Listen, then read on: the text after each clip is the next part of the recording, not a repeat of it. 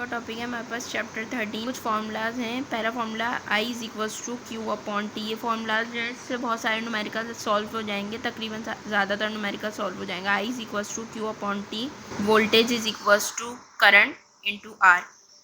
ये formula resistance का है। Resistance equals to resistivity L over area. Change in resistance equals to alpha original resistance delta t. RT is equals to total resistance original resistance 1 plus alpha delta t। ये power का formula है। P is equals to IV, P is equals to I square R, P is equals to V square R।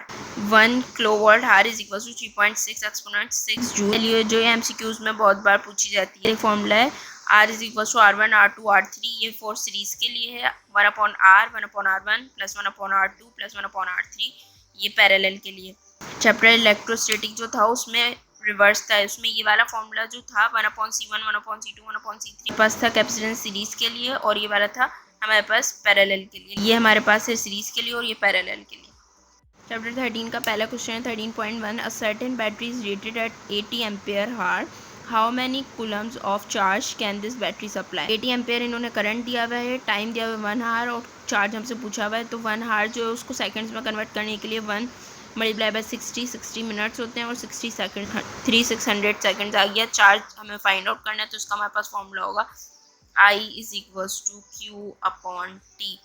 तो q को subject बना लें charge को, तो I T Q. आई हमारे पास 80 एम्पेयर और टाइम है हमारे पास 3600।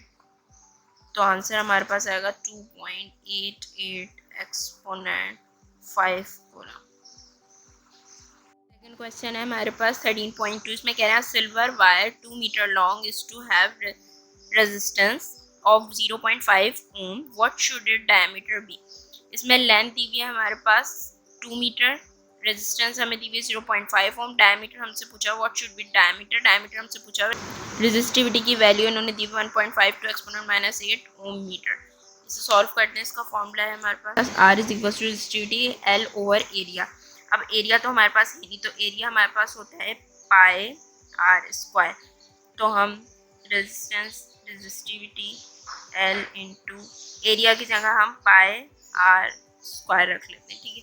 तो हम आर स्क्वायर को सब्जेक्ट बना लेते हैं, तो आर इधर जाएगा, आर स्क्वायर हो गया रेजिस्टिविटी L ऑन आर पाई हो गया, ठीक है।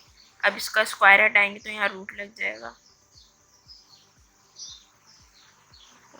आर पाई। इसकी वैल्यू पुट कर जब इसको सॉल्व करेंगे तो आंसर आएगा हमारे पास 1.39 एक्सपोनेंट -4 मीटर।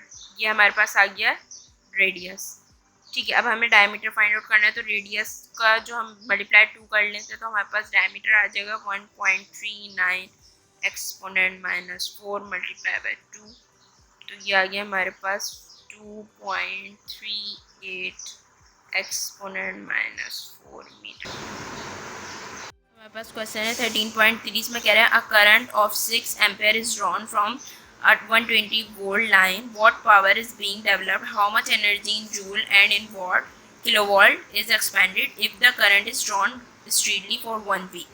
इसमें हमें करंट दिया हुआ है हमें 6 एम्पेयर, वोल्टेज दिया हुआ है हमें 120 वोल्ट, और हमसे एनर्जी पूछ रहे हैं जूल में और किलोवॉट में। टाइम दिया हुआ है इन्होंने 1 वीक, और मच एनर्जी, और हमसे पावर पूछा है what power is being developed और एनर्जी। हमने टाइम को पहले हमने सेकंड्स में कन्वर्ट किया, तो 1 वीक में कितने वीक्स में कितने डेज होते हैं, 1 वीक में कितने डेज होते हैं 7 डेज 24 आवर्स 60 मिनट्स और 60 सेकंड। तो इन सबको मल्टीप्लाई किया तो हमारे पास आंसर आया 604800 सेकंड। तो अब हमने फॉर्मूला लगाया, पहले हम पावर फाइंड आउट कर लेते हैं। पावर का हमारे पास फॉर्मूला आएगा P इज इक्वल्स टू, हमारे पास करंट भी और वोल्टेज भी है, तो P is equals to IV। Current है हमारे पास 6 मल्टीप्लाई 120 720 वोल्ट। ये आ गई हमारे पास पावर। अब हमने पावर से ही हमने एनर्जी फाइंड आउट करनी है। पावर का फॉर्मूला होता है हमारे पास power is equals to work done over time. तो वर्क जो होता है वो हमारे पास एनर्जी होती है, तो हमने वर्क की जगह एनर्जी पुट कर दी, तो P। अब एनर्जी को सब्जेक्ट बना लेते हैं, तो POT हो जाएगा। पावर है हमारे पास 720 टाइम है हमारे पास 6:04:8:00 4:3:5:4:5:6:0:0:0 ये हमारे पास जूल में आ गई। आप इसको पॉइंट्स में भी कन्वर्ट कर सकते हैं। ये आंसर कैलकुलेटर से आया। अब आप इसको पॉइंट्स में भी कन्वर्ट कर सकते हैं। 1 2 3 4 5 6 7 8 तो 4.35 एक्सपोनेंट 8 जूल हमारे पास एनर्जी आ गई जूल।